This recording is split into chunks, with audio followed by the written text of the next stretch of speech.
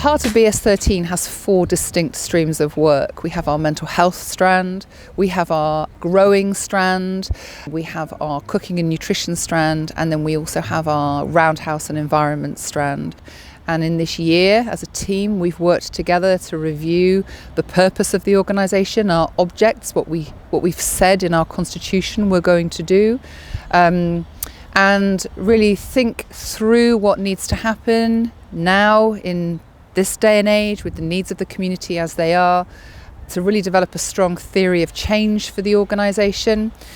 That resulted in the requirement for us to change our name, to rebrand, to redevelop a website depicting us as the vibrant organisation that we really are. And so we have been through a significant year of change, and then we are managing change as we go into 2021. We do a whole range of things, from something that's called social prescribing, that's trying to get people engaged a bit more with the community, to more sort of therapeutic work. It's been amazing. I think it's personally changed me as a person. It's given me an opportunity, it's given me a job, it's given me sitting gills, it's given me a chance to educate myself a little bit more. I'm still part of the Gatehouse Centre, which is where they're based, and it's able to show my son that we can do it together, so it's passing on the skill.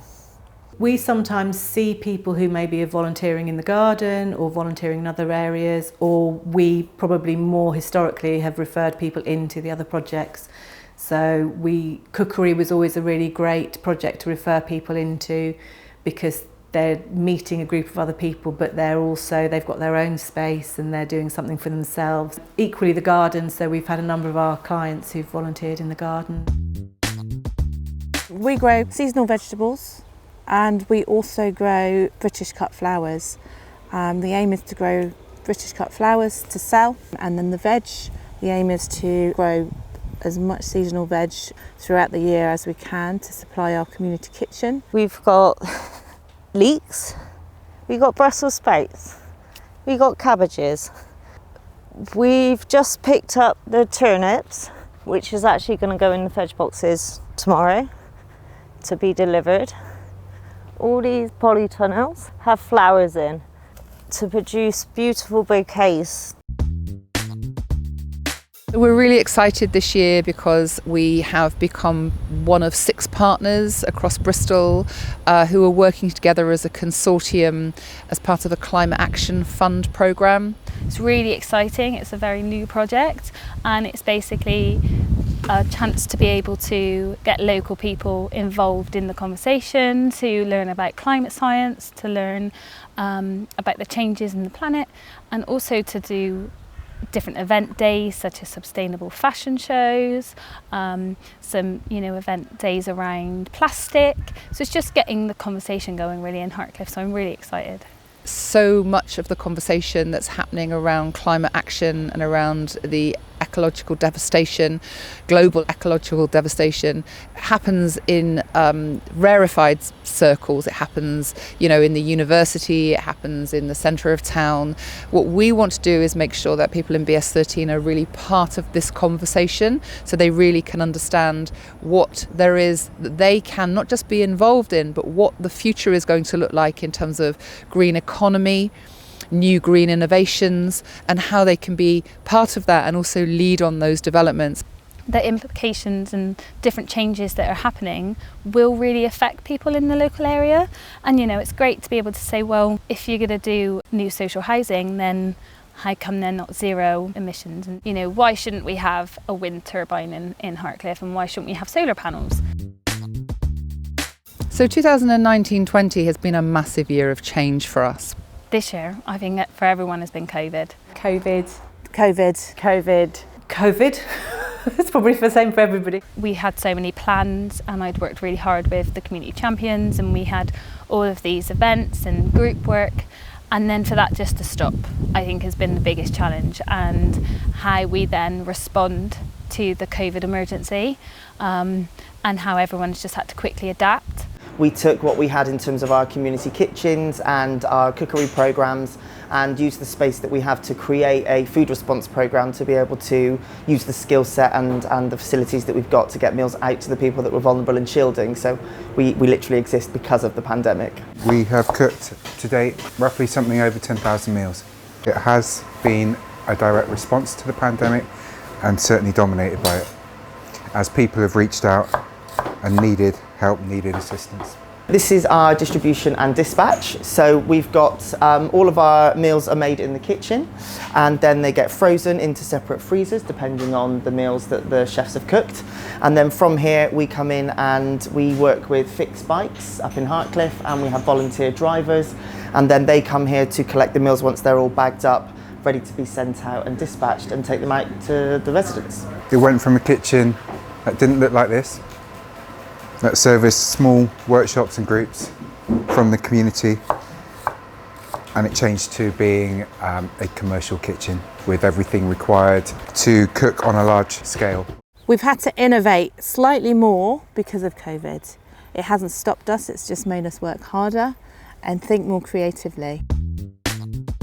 We've had to change so many of our programmes in different ways. We've had to work differently and smarter, and for instance the cookery programmes, which were a main focus of our work, have had to go online, and then we deliver sort of food packages to them, and then they're guided online from our other cookery tutor, Caroline. We're not able to do face-to-face sessions, so we've reworked it. So I'm doing the face-to-face part via Zoom once a week with participants, and then I bag up and send out ingredients, which comes out via the food response, and then participants will log on to our Facebook page and they can see a video of the recipe that I've made to guide them through how to make that week's cooking. Our frozen meals will have an insert with them, a little recipe card, but that will be the recipe for that actual dish. So if people go home, taste it, they really enjoy it, we would want them and encourage them to cook from scratch, obviously, in an ideal world, and so they can replicate that at home. I volunteer for HoBS13, help with gardening and carpentry, general maintenance of the site. I like their ethos, ethics, visions, working for a betterment of the community. In the back of my mind, I've just really missed, and I'm sure that the members have missed, the contact. So normally we would, I'd meet people every week. For some people it'd be fortnightly, and just that face-to-face contact, I think, is something that I know that I've struggled with, and then I know that some of our members have felt very isolated. Yeah, no, definitely getting people back to face and things starting to happen more. I think it's going to be quite a piece of work. I used to really enjoy, especially at the Roundhouse, with the community gatherings. They had pizza oven for school children after school and everything, and the open days up there. And was involved with the corporate days, where we got a group of corporate volunteers helping with work and volunteering.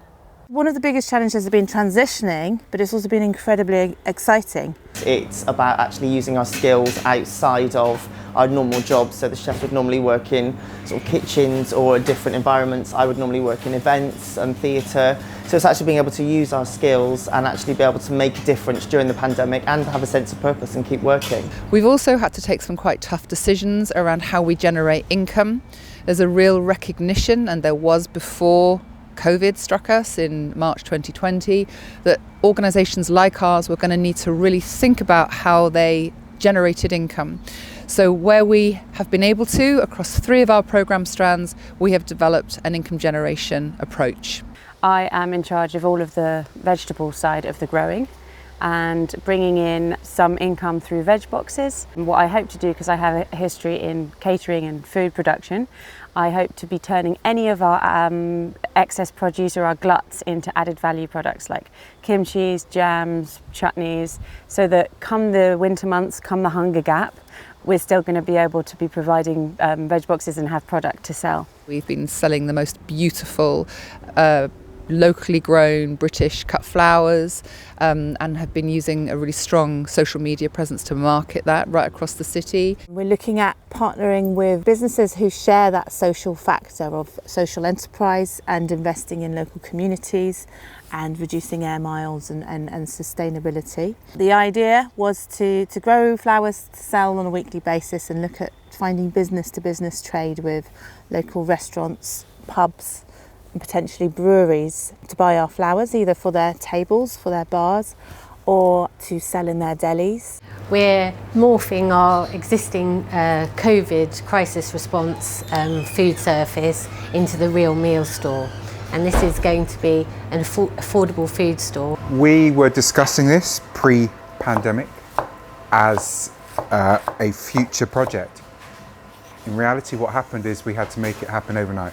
This is going to be a way for us to be able to, again, get the produce that we grow, cooked, made up into beautiful, tasty, delicious food that's available for people in the community who need it, either free or at low cost. People were really struggling as lockdown hit.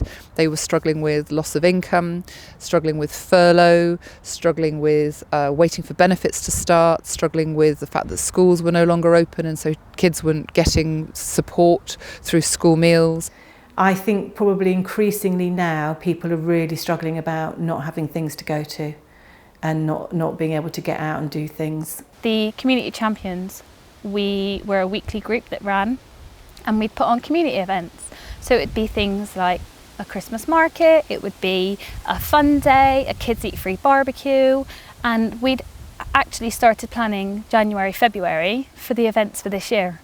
We were at the planning stage, which was really exciting, and then all of a sudden it was like, right, COVID's happened. So everything just had to stop. But we were in the right place at the right time to be able to offer the kind of support that people have needed during COVID. Things have become quite basic. We've realised people's basic needs are really critical, and when the chips are down, it's about, have we got enough food in the cupboard? And the answer for many people in BS13 has been no. It's been tough times, and we've been able to really support families and individuals when they've needed that help with food. I think we'll get to a spot where we really want to be in about a year and a half from now, potentially with getting this up to a standard of high quality kitchen garden space. I would like to really see this site working at its maximum potential. We've still got space. We'll put in more no-dig beds. I want to get incredibly efficient with how we're doing everything. It'll be really nice to see a whole year through, season to season. Really improve the quality of the soil so that we're getting excellent harvests and maximum yields next year. I'd like to be doing up to 20-25 veg boxes. I'd like to be teaching more people how we're doing it. I'd like to see more trainees coming through the programme and seeing from start to finish and leaving with a real sense of what they can go out there and do for themselves. It'd be really good to spread the word a little bit further. We want to produce a range of meals that can be sent to other parts of Bristol. We can put a slightly higher value on that, which will then in turn feed money back into the project, which will then in turn help us with what we do in the community.